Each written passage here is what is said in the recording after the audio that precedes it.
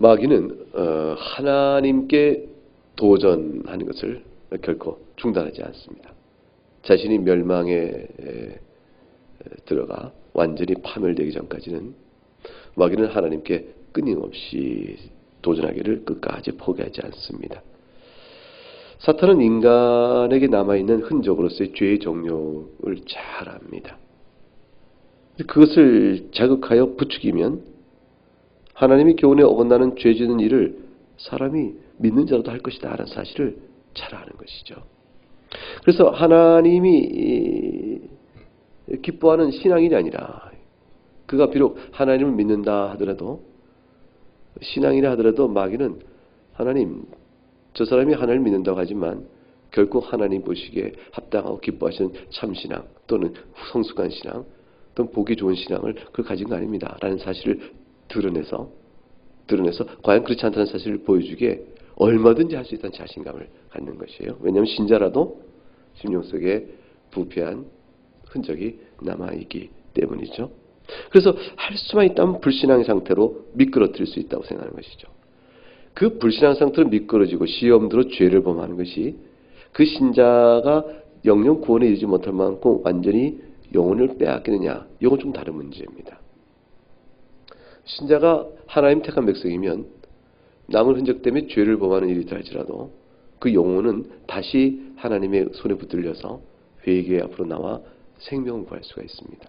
그런데 마귀의 희망은 뭐냐면 교중에 있는 사람 가운데 택하지 않은 하나님의 백성들은 마음대로 휘젓고 다니는 것이고 하나님 택한 백성을 할지라도 그가 온전히 성숙하여 흠없이 살지 못하는 일들이 허다하기 때문에 마귀는 그들의 실수와 죄의 정욕을 자극시켜서 신자라도 죄의 구렁텅이에 밀어넣어 하나님께서 그를 구원하셨던 자랑과 기쁨을 싹 빼앗고자 하는 것입니다.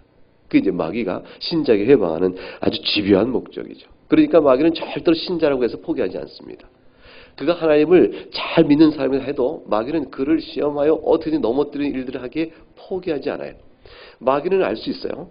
그걸 넘어뜨린다 하더라도 그 영혼을 자기가 빼앗지 못하는 사실을 알 수가 있습니다. 그러나 하나님께 도전하는 것이죠. 당신의 자녀라고 말하지만 이 정도 내가 흔드니까 이렇게 죄를 범하지 않았냐. 이런 게 당신 자녀겠느냐.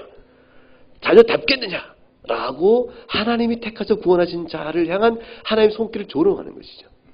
당신이 성령을 부어 그를 중생케 하고 그래야 하나님의 자녀삼았다고 말하지만 내가 시험하는 이렇게 죄 가운데 있는데 당신이 자랑할 만한 신자겠냐. 당신의 하나님의 성공적인 자녀겠느냐. 죄와 싸워 이긴 하나님의 의의 백성이겠는가. 라고 말하면서 한껏 마귀는 하나님의 구원 역사와 선한 손길들을 조롱하기를 기뻐하는 겁니다. 그러니까 마귀는 욥이 승리한 이 승리의 모습을 보고도 절대 물러서지 않는 것이죠. 그래서 오늘 본문 속에 나와서 얘기하는 거예요. 하나님께서는 마귀에게 내기를 하셨잖아요. 봐라, 내 종 욥을 봐라.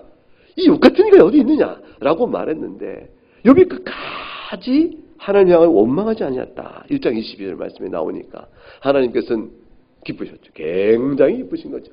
그러니까 이제 사탄한테 말하는 거 아니겠습니까? 네가 내 종 욥을 위하여 보았느냐. 그같이 온전하고 정직하여 하나님을 경외하며 악에 떠난 자가 세상에 없느냐. 네가 3절 1장 3절에 네가 나를 충동하여 까닭없이 그를 치게 했어. 하나님께서 고난을 줄 때 하나님께서 심판의 이유로 주지 않는 고난이 있다는 사실을 말씀해 주고 있는 것이죠.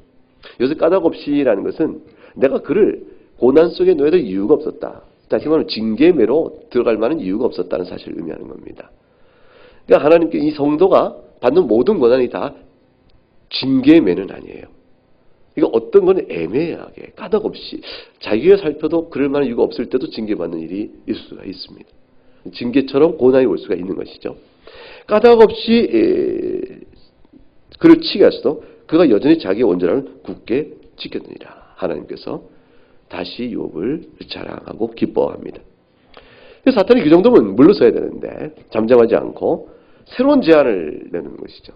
새로운 제안을 내놓고 끝까지 욥이 까닭없이 하나님을 섬기겠습니까? 라는 자기 말로 인해서 욥이 섬긴 것은 하나님이 아니요 자기입니다. 욥은 자기를 섬기는 겁니다. 그 얘기를 이제 주장하고 싶은 것입니다. 그래서 4절에 이렇게 얘기하는 것이죠. 가죽으로 가죽을 바꾸지 않습니까? 사람이 그의 모든 소유물로 자기 생명을 바꾸올지는. 그러니까 그의 뼈와 살을 쳐버리면 틀림없이 주를 향하여 욕하지 않겠나이까. 이게 이제 사탄이 말하는 거예요. 그러니까 불신앙의 태도, 죄를 범함으로 인해서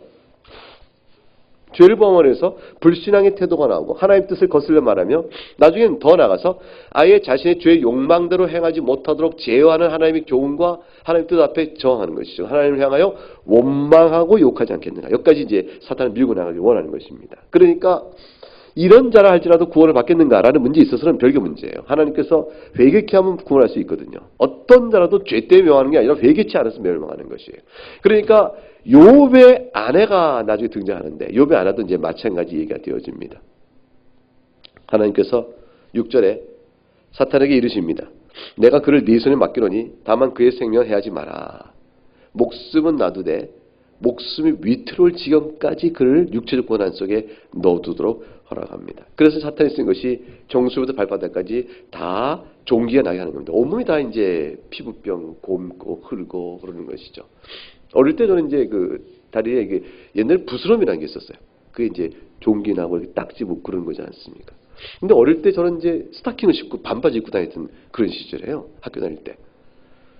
그럼 이제 스타킹, 하얀 하늘색 스타킹, 뭐 이런 노란색 스타킹 이런 거 신고 반바지 입고 이러고 이제 학교 다닐 때인데 스타킹을 벗을 때마다 부스럼 딱지가 붙으면 떼낼 때 너무너무 아픈 거예요. 이 딱지가 이제 스타킹 부득거리면 껍질도 떨어져야 되니까 너무너무 싫고 그래서 입고 벗을 때마다 아주 고생을 좀 해서 지금까지 이제 다리에 왼쪽 다리에 그 흉이 좀 있습니다. 온몸에 종기가 나왔다. 이 종기가 어떤 상태의 종기인지 모르겠어요. 어떤 정도의 피부병이 뭐지만 고름이 있어 가려워서 뭡니까 질그릇 조각 가지고 긁어야 됐었다. 그러니까 긁는 게 더 시원한 이런 상태 온 것 같은. 그러니까 머리서부터 여기까지 다 그랬으니까 얼굴은 늘 뭐 괜찮았겠습니까? 그러니까 이제 정수리부터 발바닥까지 여기 다 종기가 다 난 거죠. 온몸에 이제 종기가 나왔으니까 흉한 흉물이 돼 버린 겁니다. 무서운 시험을 받은 것이죠. 아주 무서운 시험을 받은 겁니다. 이렇게 무서운 시험을 받는다면 어떻게 될 것 같습니까? 욥기를 읽고 어떤 분들이 이런 반응을 보입니다. 욥이 너무 하나님을 사랑하니까 하나님이 자랑을 하셨고 그래서 마귀가 시험을 한 거니까 욥만큼 신앙 좋길 나는 원치 않는다. 뭐 이런 얘기까지. 거기는 이 시험이 그만큼 이제 두려운 것이죠. 욥처럼 신앙이 좋았다가 하나님이 자랑 삼으셨다가 그러다가 이렇게 마귀가 도전했다가 하나님이 그래 허락하노라 이랬다가 이 시험이 나한테 당하면 이 고난 당할 만큼 나는 신앙 좋기를 원치 않다니까 하나님이 자랑하지 못할 만큼 애매하게 신앙이 있어서 이제 사탄의 이제 시험거리면 안 되면 좋겠다, 고난 없으면 좋겠다 이런 생각까지 혹 들 만큼 그런 사람이 있을 만큼 욥의 고난은 너무 무서운 겁니다. 너무 끔찍스럽고 무서운 것이죠. 차라리 신앙이 좋지 않아서 마귀의 시험거리가 되지 않을 만큼 좋겠다 싶은 그 생각 자체가 시험거리예요. 차라리 신앙이 좋지 않아서 마귀의 시험거리 되지 않겠다 싶은 만큼 신앙이 나빠버리면 그걸 하나님께서 이제 이게 내 자녀가 할 때도 마귀는 싱긋싱긋 웃는 거죠. 당신 자녀가 당신 신앙 좋기를 원치 않는데 당신 자녀입니까? 이미 놀림감이 되는 거죠. 그래서 사람은 이제 우리가 그런 마음을 가질 수가 없죠. 우리가 하나님 앞에서 하나님 고난이 싫으니 고난받지 않을 만큼만 신앙이 좀 적당히 좋게만 해주셔서 이렇게 말하는 건 이미 신앙 자세가 합당치 못하는 것이 되어집니다. 마귀는 한 영혼이라도 빼앗아 가고자 밟아놓치지만 절대로 빼앗지 못합니다. 그러니까 마귀와 신자를 향한 괴롭힘, 시험은 전부 다 무엇을 위한 것이라고요? 우리가 하나님 향해 돌려드리는 순종과 감사와 기쁨의 영광의 고백을 못하게 막는 거예요. 못하게 막는 겁니다. 그래서 신자가 고난 속에 많은 고난을 갖게 되면 나중에 지치고 믿음의 인내가 다 부족하게 되면 하나님 어찌하여 저에게 침묵하시고 이 긴 고난 속에 저에게 이 공고함과 슬픔과 내두시나이까 하고 이제 막 괴로워서 울면서 더 이상 이제 찬송을 올려 주 앞에 올리지 못하고 이제 기도조차 지쳤다라고 이제 사람이 이렇게 넘어질 때가 있거든요. 기도도 사실은 하나님의 은혜로 하는 것이고 또 우리 자신의 힘은 다 못하는 거기 때문에 결국 이제 죄성이 발동되면 신앙으로 죄와 싸워나가다가 고난도 싸워나가다가 나중엔 싸움 자체 인내 한경은 죄성이 있어서 하나님께 원망의 마음이 오게 되어지고 그럴 수도 있습니다. 마귀는 하나님께서 자신의 이름을 우리에게 뒀다는 사실을 잘 알아요. 하나님은 자신의 이름을 교회에다 두신 겁니다.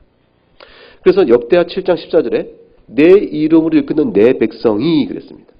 이스라엘 백성에게 자신의 이름을 걸어두셨습니다. 그러니까 하나님과 이스라엘 백성은 별개하잖아요. 이스라엘 백성이 악을 향한다고 하여 그들이 섬기는 하나님이 나쁜 분일 수가 없지 않습니까?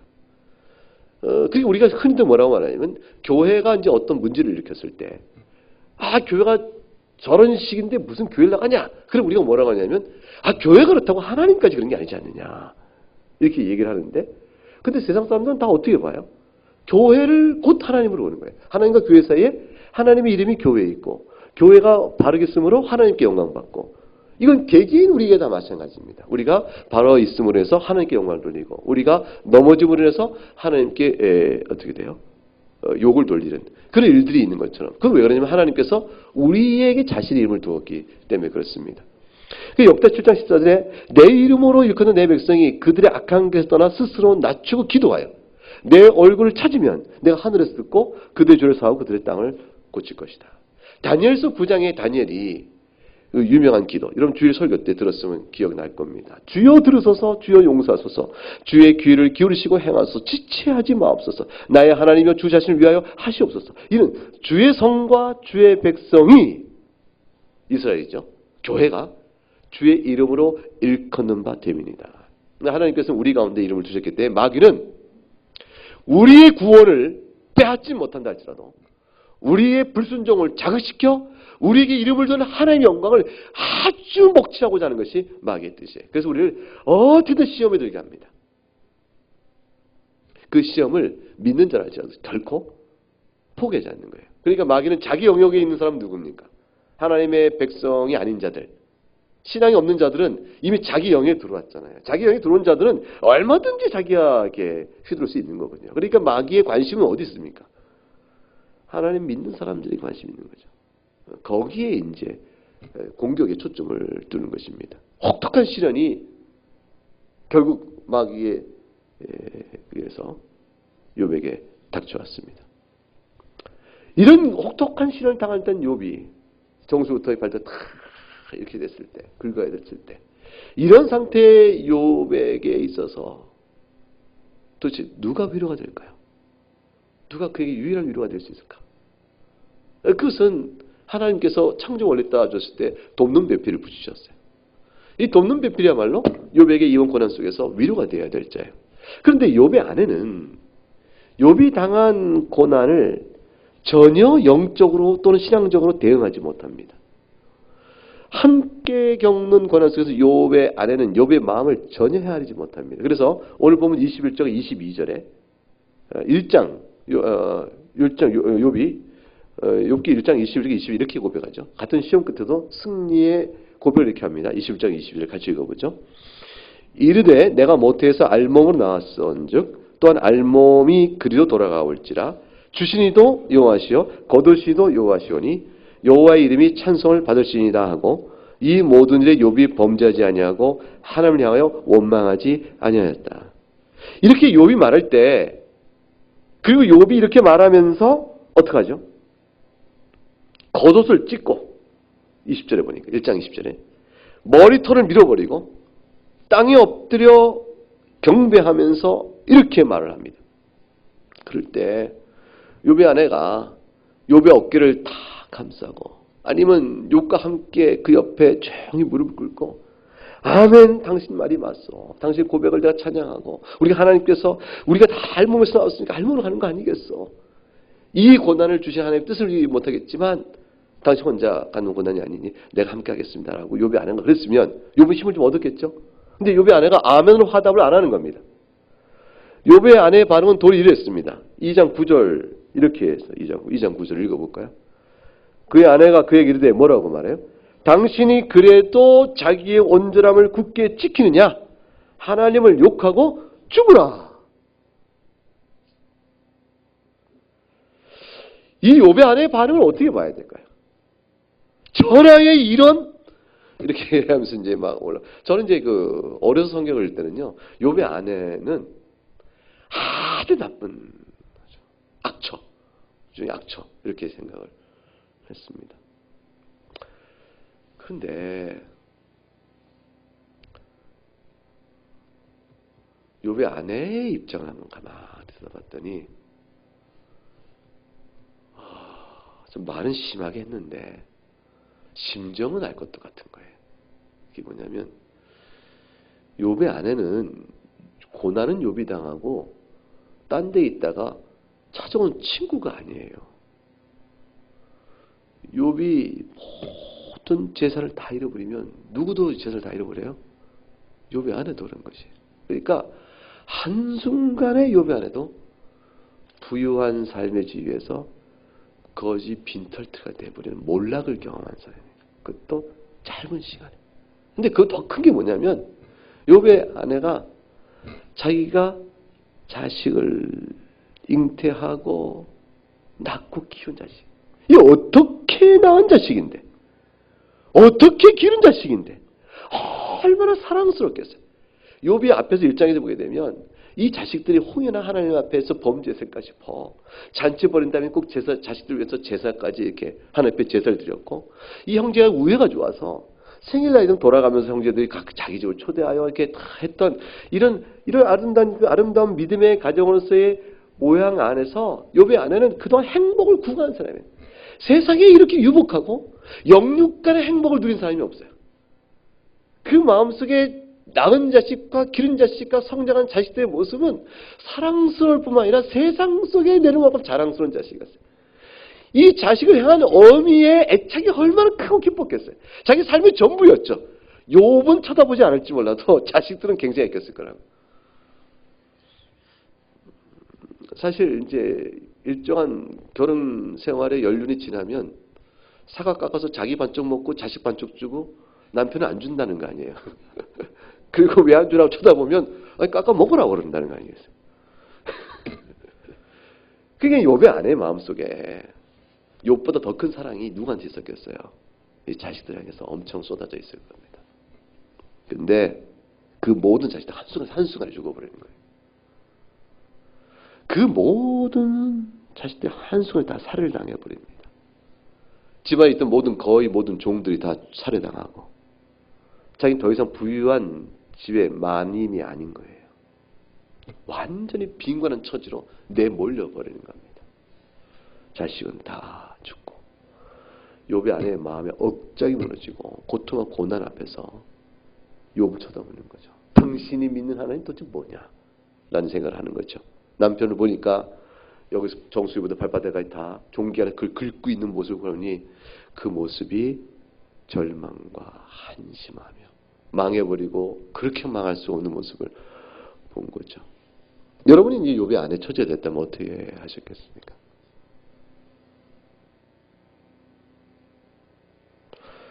좌절을 느꼈고 낙담과 분노가 치밀어 올랐겠죠. 이유가 있어야지. 이유가 있어야지. 마음에 집히는 이유가 있어야지. 이 이유 없는 하나님의 베푸신 고난 앞에서 분노가 치밀어 하나님을 향한 원망의 저주를 쏟아놓는 겁니다. 그래서 남편 욥에게 말한 겁니다. 그래도 자기의 온전함을 지키느냐, 이 말이 무슨 말이야? 그래도 하나님을 잘 믿겠다고 그러느냐? 얘기죠. 온전함이 하나님 믿는 신실한 신앙이니까 하나님을 욕하고 죽으라고 말을 내뱉게 됩니다. 욥의 아내에 비친 욥은 어떤 사람이었을까요? 정말 하나님을 사랑하는 사람이었을 거예요. 욥의 아내가 이 고난이 있기 전에 당신 남편에 대해서 얘기해 보시오. 그럼 뭐라고 말하겠습니까? 세상에 욥처럼 하나님을 사랑하는 사람이 있을까요? 그래서 이 하나님께서도 욥을 사랑하 이렇게 복을 줘서 우리가 이렇게 사는 줄 압니다. 아마 이 말이 갈고 닦고 있을지 모르겠어요. 욥이 방탕한 여인을 아내로 삼았겠어요? 그 하나님을 경외하는 욥이? 욥도 아내를 잘 하나님 기도하며 찾았을 거라고요. 그러니까 사실은 욥과 욥의 아내가 이와 같은 고난을 당하기 전까지 둘은 세상에 경건한 욥이요? 그의 아내로서 욥의 아내도 욥과 더불어 하나님을 사랑하는 환경과 그 모습 안에서 견실하게 유지되고 왔을 거예요. 그런데 이 엄청난 고난이 닥쳐오자 욥의 아내는 그 슬픔과 이 고난을 견디지 못해서 당신 아직도 당신 온전함을 지키느냐? 하나님 욕하고 죽으라! 이렇게까지 말을 내뱉게 된 겁니다. 아마도 자식을 다 잃어버린 아내 슬픔 때문에 그랬을까요? 너무 원망스러우니까. 너무 원망스러우니까. 하나님을 경외하는 삶을 여지껏 살았다 할지라도 사람이라면 누구라도 그런 욥의 고난을 당하면 그럴 수밖에 없는 것이 아닐까? 이렇게 욥의 아내를 이해해 봄직도 할 만큼 고난을 걷는 겁니다. 그런데 욥의 아내가 그렇게 고난이 심했고 분노가 하나님께 치밀 수도 있겠다는 사실을 인정한다 할지라도 이해할 법하다 싶다 할지라도 하나님이 보실 때 욥의 아내의 모든 태도와 반응은 합당한 것이 아닙니다. 그건 죄입니다. 결국 우리에게 본문을 분명히 말씀하는 것은 그런 상황이라 할지라도 모든 사람이 누구라도 그런 것이 아니고 욥은 달랐다는 사실에 굉장히 중요한 교훈이 있습니다. 욥은 어떻게 반응을 합니까? 10절 말씀에 오늘 본문 10절 말씀 읽어보죠. 그가 이르되 그대의 말이 한 어리석은 여자의 말 같도다. 우리가 하나님께 복을 받았은즉 화도 받지 아니하겠냐 하고 이 모든 일에 욥이 입술로 범죄하지 아니하니라. 욥의 아내의 반응을 보고 우리는 교훈을 받아야 될 것이 첫째 뭐냐면 욥의 아내가 하나님 택하신 신자라면 신자라 할지라도 완전하지 않다. 이 사실을 한번 마음에 잘 둬야 합니다. 웨스트민스터 대의율입니다. 78문에 가게 되면 신자들이 성화를 완전하게 이루지 못한 까닭이 뭐냐 이렇게 물어본 질문이 나옵니다. 신자들 이 땅에서 다 완전한 성화를 이룬 사람은 없습니다. 그것은 그들의 각 부분마다 남아있는 육체의 지속적인 정욕이 있어서다. 이게 답입니다. 그래서 각 부분마다 남아있냐고 그랬어요. 그러니까 온갖 삶의 측면에서의 다 죄 흔적이 있어서 이것이 성령을 거슬려 일하기 때문이다. 이렇게 말합니다.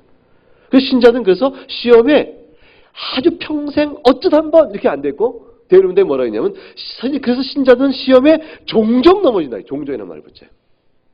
자주 종종 넘어진다. 그리고 영적인 봉사를 할 때마다 방해를 받아서 영적인 봉사가 재미가 없거나 거부감 들거나 싫어지거나 무의미해지거나 피곤해지거나 짜증이 나거나 영적 봉사하면서 괴로움이 들거나 이런 마음이 들기도 된다. 그래서 영적으로 하나님을 섬기는 이 모든 자체가 범패스럽게 느껴지는 일들이 종종 신자들이 찾아오게 된다. 누가 그래요? 죄 때문에 마귀가 그걸 자극시키는 것이죠. 그리고 많은 죄에 빠지고 자신이 향하는 최선의 일조차도 하나님 보실 때는 죄에 오염된 정결하지 못한 그런 것밖에 들을 수밖에 없는 연약함이 있다. 이겁니다. 그렇게 그런 얘기 있잖아요. 한강다리에서 어떤 사람이 물에 빠져 죽으니까 보고 있는데 어떤 용맹 있게 뛰어들어가서 그 사람 구해냈다는 얘기가 있잖아요. 그럴 때 이렇게 인터뷰하니까 누가 날 밀었느냐 이렇게 해서 그 사람이 자의로 떨어진 게 아니라 누가 밀어서 떨어져서 구해서 자기가 살려고 하고 그 사람 구해냈다. 이런 얘기 있지 않습니까? 착한 일을 했는데 알고 보니까 뭐예요? 자의가 아닌 거죠. 우리가 하는 많은 하나님의 성긴 일 속에 사실 이런 부분이 있다는 거예요. 체면 때문에 내가 안 할 수 없어서. 오늘 이제 교회 오는 길에 집사람과 같이 오다가 얘기 나눴어요. 비가 이렇게 쭉쭉 오고 날씨가 이러니까 차도 많이 밀리고 교인들이 참 제 시간에 못 올 것 같다. 특히 멀리서 오는 분들은 이 시간에 오기가 너무너무 힘들 것 같다. 그런 얘기하면서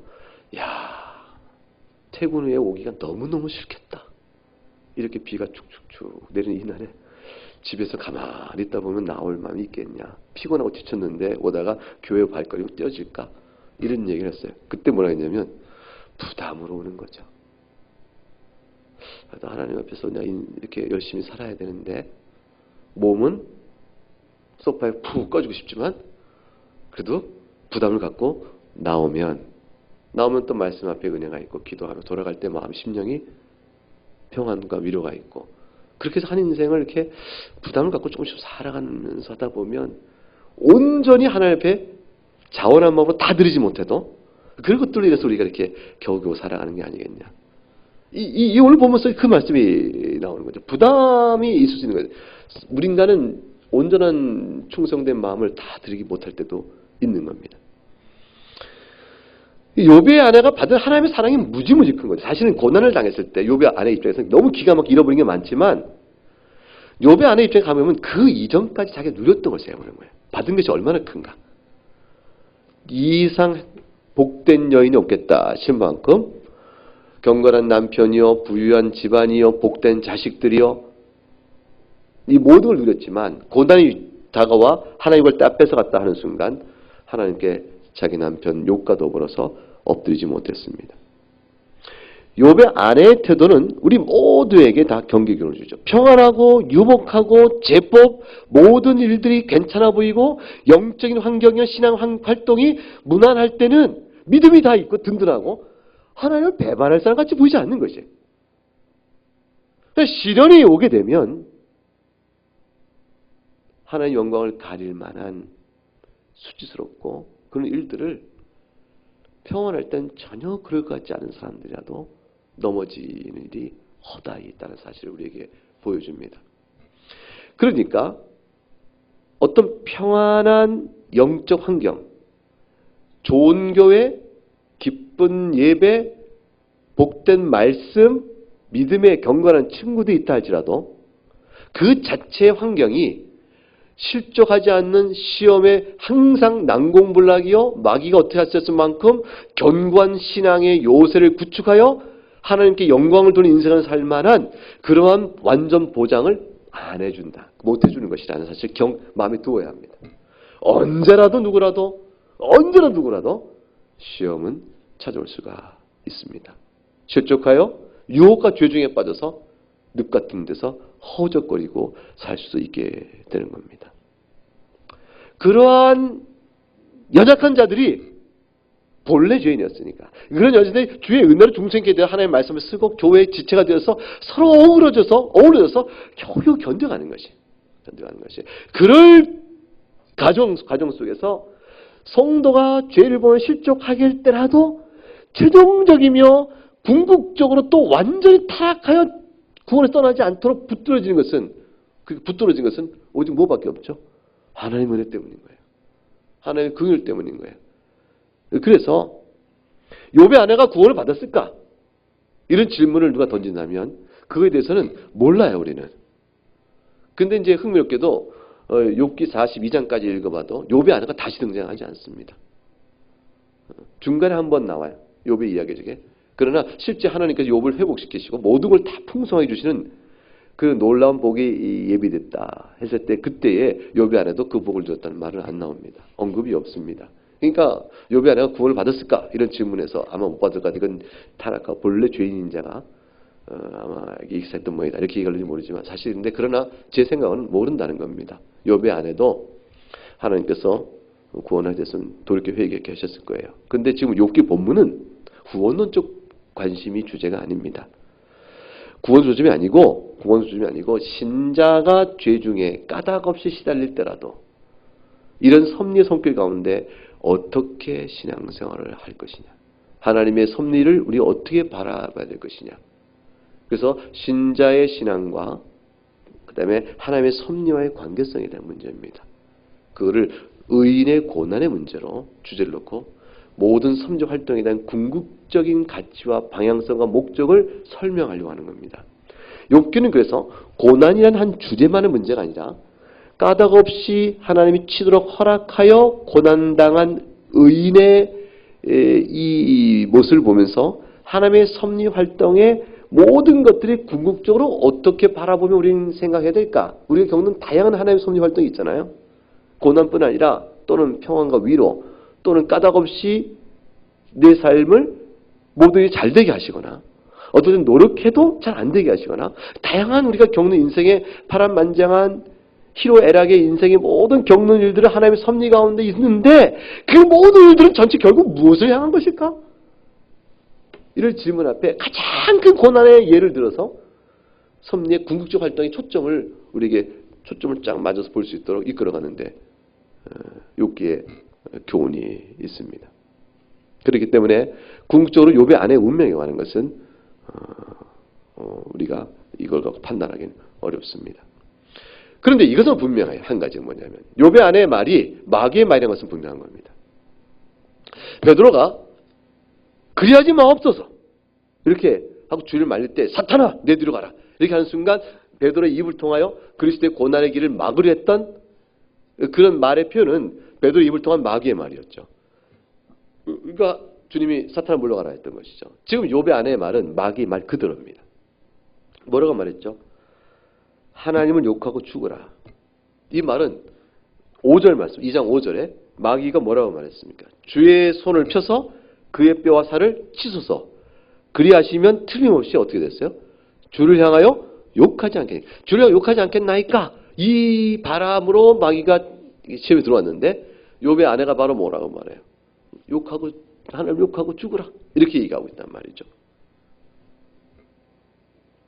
그러니까 욥의 아내의 입을 통하여 분명히 마귀의 음성이 들린 겁니다. 마지막 강한 욥의 영혼을 삼키려 하는 욥의 아내의 음성이 들어온 거죠.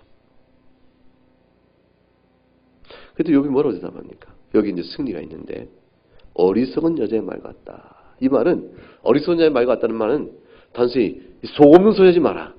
이게 정신이 없이 그러냐. 도대체 당신 신앙이 있는 거냐? 뭐 이런 정도의 말씀이 아니라 당신의 말은 마치 하나님을 전혀 모르는 자요. 하나님을 대적하는 자의 말과 같도다. 이 말이에요. 이걸 이제 어리석은이란 말이고 완화해서 표현한 것인데 완고어법이죠. 근데 성경에 보게 되면 시편에서도요. 14편과 53편 둘 다 각각 1절인데 14편 1절과 53편 1절은 똑같아요. 시편이. 그 시가 그 앞부분이 같은 부분에 이어져 나옵니다. 어리석은 자는 그의 마음에 이르기를 하나님 없다 하더라. 그러니까 성경은 하나님 없다고 말하는 사람을 미련한 자요, 지혜 없는 자요, 어리석은 자로 단언하고 성격을 지어버립니다.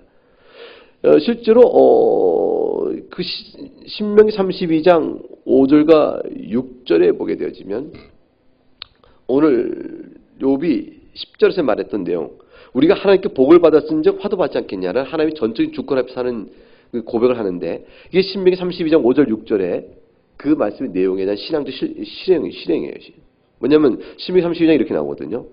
그들이 여호와를 향하여 악을 행하니 하나님의 자녀가 아니요 흠이 있고 삐뚤어진 세대로다. 이게 이스라엘을 가리켜하는 말입니다. 언약 백성이라는 이스라엘이 하나님을 향하여 악을 행하니 하나님의 자녀겠느냐. 흠이 있고 삐뚤어진 세대로다. 이스라엘 백성아 너희가 어리석고 지혜 없는 백성이 되었구나. 여호와께 이같이 보답하느냐. 이게 굉장히 중요한 말이에요. 하나님께서 너희에게 행하신 은혜가 얼마나 크거를 너희가 지금 삐뚤어지고 흠이 많아 하나님께 악을 행하느냐. 하나님께 그렇게 보답하느냐. 하나님께서 우리 인생 중에 신자들의 실족과 넘어질 때 하나님 그렇게 물으세요. 악인들은 말할 것 없는 심판을 받지만 신자가 하나님 앞에서 신앙이 실족하여 죄 가운데 있을 때 하나님께서 우리를 흔들어 깨우실 때 이렇게 들려주신 것이에요. 네가 하나님께 받은 은혜가 얼마나 크거를 네가 하나님께 이렇게 보답하느냐. 하나님이 내게 주신 은혜가 뭐가 있다고 내가 보답을 하십니까? 이렇게 말하겠어요. 신명기 32장 6절에 뭐라고 말씀하냐면 그는 너의 아버지가 아니시냐 그랬어요. 내가 너의 아버지가 아니냐. 너를 지으신 이가 아니냐. 창조주가 아니냐. 그가 너를 만드시고 너를 세워주셨다.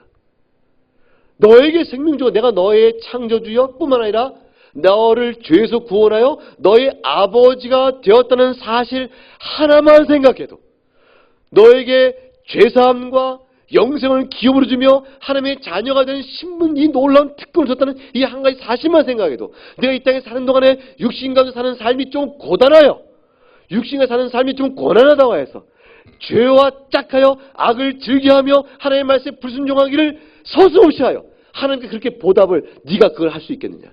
이 얘기예요. 신자가 실족하여 죄를 범할 때 하나님 내게 주신 은혜를 내가 어찌 갚을꼬? 이 생각 하나 해보면 자신의 행태가 어떤 상황에도 어리석은 자에 불과하시지 결코 지혜로운 자가 아니라는 사실을 알 수 있습니다. 욥의 대답은 결국 이제 아내의 말에 대해서 욥의 대답은 이 말이죠. 하나님을 인정하지 않는 어리석은 자가 되어서 여지껏 하나님께서 베풀어 주신 복을 어찌 경멸하고 그 악으로 하나님께 대하겠느냐. 어떻게 그렇게 하나님께 보답하느냐. 이게 욥이 그 아내가 한 말에 대한 응답인 겁니다. 하나님은 우리 모두의 아버지이십니다. 우리는 한평생 믿음에 살면서 우리 귀에 쟁쟁 울리는 쩌렁쩌렁 울리는 분명한 음성을 귀에 담아두고 살아야 합니다. 그건 뭐냐면 하나님이 너를 그리스도 예수 안에서 하나님의 자녀 삼으셨다. 영원한 멸망에서 너를 구원하셨다. 하나님 너의 아버지가 아니시냐. 죄인 중에서 구원하신 그 하나님의 은혜를 네가 어찌 경멸하겠냐. 멸시하겠냐. 하나님 아버지께 네가 보답을 그렇게 하느냐. 이 성령의 음성을 귀에서 잊지 말아야 합니다. 이 성령의 음성을 귀에서 잊지 말아야 합니다. 마귀는 뭐라고 음성합니까?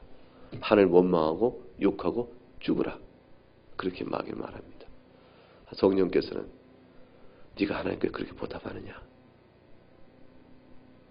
마귀는 하나님께서 우리 모든 걸 다 빼앗았다고 얘기합니다. 성령께서는 네가 누린 복을 헤아려 보라. 그렇게 얘기하십니다.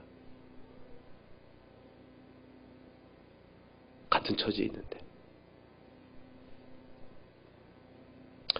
그래 우리는 하나님께서는 그 섭리를 통해서 우리의 모든 삶의 처지가 어떠하든지 어떤 한평생의 인생을 살든지 동일하게 우리를 향하여 기뻐하신 모습이 있습니다. 하나님의 용서와 자비와 긍휼의 영광을 찬송하고 하나님 베푸신 손길 앞에 감사하고 감사하는 것. 그래서 하나님께서 마귀에게 말했죠. 내 종 욥을 주위에 보았느냐. 잘 살펴봐라. 이 얼마나 이 겉만 보는 게 아니죠. 주위에 보았느냐 말씀은 욥을 네가 갖고 있는 지혜를 통해 다 살펴봐라. 그 뭐예요? 머리부터 발끝까지 하는 행동, 말, 생각, 마음에까지 다 들여다봐라. 볼 대로 다 봐라. 이렇게 하나님을 경험하고 온전하고 정직하여 악에 떠난 자가 있느냐? 하나님은 이 얘기를 마귀에게 하고 싶으신 거예요. 그걸 위해서 오늘 우리를 또한 보호하시는 겁니다. 사실은 이 얘기를 하실 만한 하나님의 사실 일은 다 하셨어요. 예수 그리스도 안에서 우리를 묶어주셨기 때문입니다. 그래서 마귀가 우리를 정죄 못합니다. 우리가 죄된 상태를 마귀가 알아도 그걸 우리를 정죄하려면 율법이 정죄인데 그 십자가를 다 용서받아서 우리는 그거를 정죄받지 않습니다. 다만 하시는 건 뭐냐면 하나님의 영광을 욕되게 가리우는 일을 갖고 마귀가 질질질질 웃고 조롱하는 겁니다. 신자의 평생의 삶에 인생의 목적은 뭐냐 할 때 하나님을 즐거워하고 그를 영원토록 그를 영원롭게 하고 그를 영원토록 즐거워하는 것이라 했어요. 하나님을 영원롭게 하고 그를 영원토록 즐거워한다. 영원롭게 한다는 말은 뭘까? 이게 이제 바로 하나님 베풀어 주신 말씀의 은혜에 감사하고 즐거워하고 그리고 우리가 기도와 찬송으로 하나님을 영원롭게 하는 거거든요. 말씀의 순종으로. 그러니까 이제 이걸 잘 통해서 하나님 우리에게 자신의 이름을 우리에게 두셨기 때문에 아주 기뻐하시는 것이. 이것을 통해서 하나님은 성화의 과정을 통해서 우리에게 한 번씩 주의 말씀에 따라 우리를 돌이키고 엎드려 기도하고 그럴 때마다 하나님 너무 기뻐하시는 것이. 그래서 마귀에게 이렇게 얘기합니다. 내 종 욥을 봐라. 예컨대 죄 같으면 내 종 김병을 봐라. 마귀가 말하겠죠. 저자의 허물과 죄가 이렇게 많다고 막 하겠죠. 하나님께서 그러실 거예요. 다 안다. 다 안다. 그러나 돌이켜 회개하지 않느냐. 그가 돌이키자 하지 않냐. 돌이키고자 내 은혜를 구하고 있지 않냐. 돌이키고자 성령의 능력을 구하고 있지 않냐. 내가 이를 기뻐한다. 하나님은 그렇게 해서 우리에게 영광을 받으시는 겁니다. 한평생 모든 신자의 삶 속에서 어느 때든지 이미 십자가의 보혈로 다 용서하시고 자녀 삼으신 자이기 때문에 내 자녀답지 않냐? 이거 보이시는 거예요. 뭐 할 때도 순종하여 승리 얻을 때도 또 어떨 때도 실족하였으나 돌이켜 회개할 때도 오늘 모습 속에서 욥은 하나님 기대하셨던 모습을 잘 보여주는 모습이었습니다.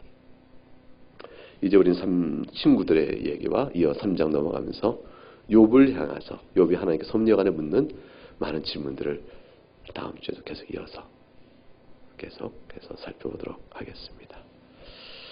함께 찬송하겠습니다.